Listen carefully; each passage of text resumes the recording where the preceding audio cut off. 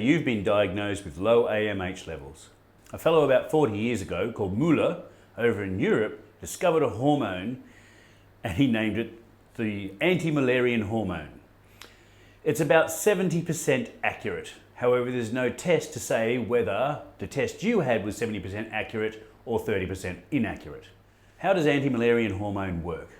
What it does is the more Anti-Müllerian hormone in your system, the less follicular stimulating hormone you require to grow your eggs. The lower the Anti-Müllerian hormone, the higher the follicular stimulating hormone needs to be to grow your eggs. So what does this actually mean? The more FSH that you need to grow an egg, the poorer the egg quality is. So when the AMH levels are high, FSH doesn't have to work so hard. Egg quality is good. When the AMH is low, FSH has to work too hard, egg quality is poorer. Now, when they talk about Anti-Müllerian hormone, they talk about ovarian reserve. It used to be an indicator for perimenopause, but as we know, menopausal women can't get pregnant, and so they started using it as an indicator for lower ovarian reserve. As we know, as women get older, their ovarian reserve declines. I think this is a little bit of a misnomer.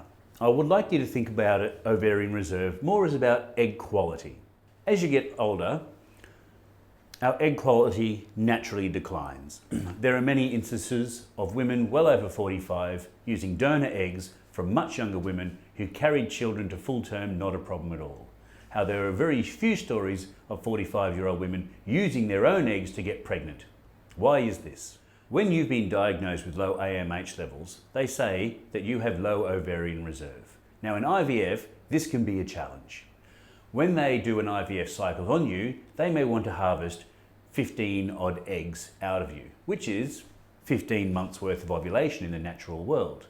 So if you're seeking natural therapies and you have low ovarian reserve, you might still have a couple of years of ovulation up your sleeve.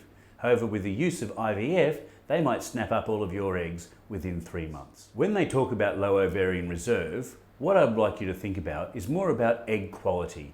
The better quality your eggs are, the more likely you are to get pregnant.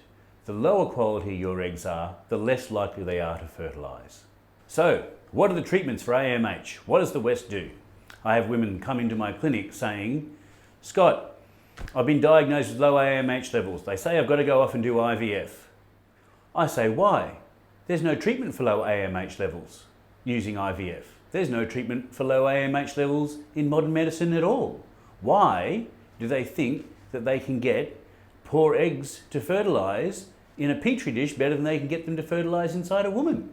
I don't know, and certainly there's no science to suggest that seeking IVF treatments for women with low AMH levels yields any better results than trying to conceive naturally. When I was completing my master's, I approached one of my professors about doing a PhD about this AMH levels. I have all these women come into my clinic saying, we've got low AMH levels, we can't get pregnant, and I'm getting them pregnant. So I said, okay, let's do a study.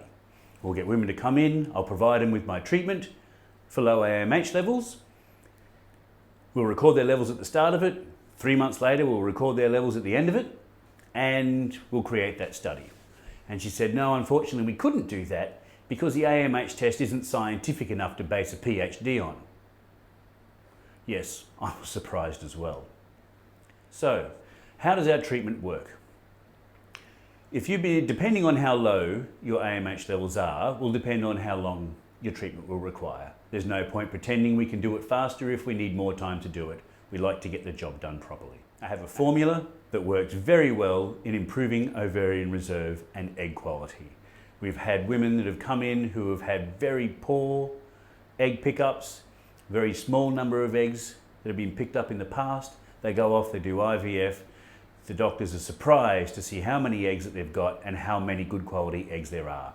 We have done this over and over again. I would suggest that before you go off and seek your IVF treatment because you've been diagnosed with low AMH levels, you use our treatments to help improve your egg quality and ovarian reserve, because there is no science to suggest that because you've got low AMH levels, IVF is going to get you pregnant.